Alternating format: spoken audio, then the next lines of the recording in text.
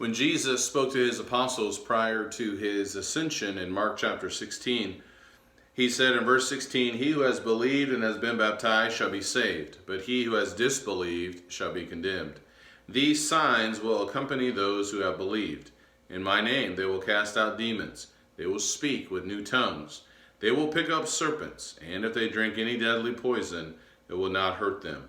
They will lay hands on the sick, and they will recover." So then, when the Lord Jesus had spoken to them, he was received up into heaven and sat down at the right hand of God. And they went out and preached everywhere while the Lord worked with them and confirmed the word by the signs that followed.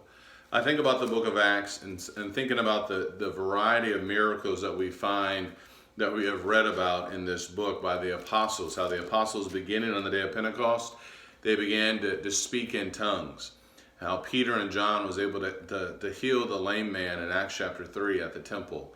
How many individuals brought those who were sick to the apostles in Acts chapter 5. Or when the ministry of the apostle Paul began, the miracles that he was able to perform. I also think about Mark chapter 16, verses 16 or 17 through 20. As I read Acts chapter 28, we find Paul, after he arrived with Luke and others, in Acts chapter 28, verse number 1, that they landed safely at an island which was called Malta. And it says in verse number 2, the natives showed us extraordinary kindness, for because of the rain that had set in and because of the cold, they kindled a fire and received us all.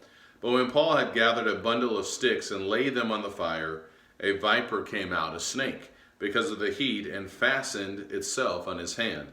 When the natives saw the creature hanging from his hand, they began saying to one another, "Undoubtedly, this man is a murderer, and though he has been saved from the sea, justice has not allowed him to live." So they had some preconceived ideas of what was taking place, that the fact that this viper was on Paul's hand, that he had done something wrong, that he was wicked in some degree.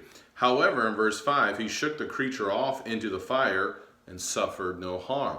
Now, my mind typically goes back to Mark chapter 16, where it talks about picking up serpents and things like that, where I don't know if we read about any other example where the apostles did such things as that. I know that passage has been abused by fake faith healers today in our society who have no power at all. But I think this is probably the best example here in Acts chapter 28. They were expecting that he was about to swell up and suddenly fall down dead in verse number 6, but nothing happened. And so I think this is a good example of what we read about in Mark chapter 16.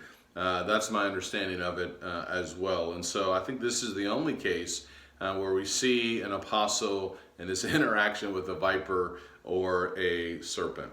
So we do find another miracle that we read about in verse number 8. This man who had a fever, who was sick, and Paul went in to see him. And after he had prayed in verse number 8, he laid his hands on him and healed him. After this had happened, the rest of the people on the island who had diseases were coming to him and getting cured. So you actually see some more miracles taking place here in Acts chapter 28. So something else to think about, a lot of those miracles have already taken place in the first really half of the book. You do see more miracles with Paul, like in Acts chapter 16, and I believe also in Acts chapter 19. But here we have a couple of cases as well with respect to the viper and with respect to him healing people as well. So I hope that helps. If you have any questions, let me know. Take care and God bless.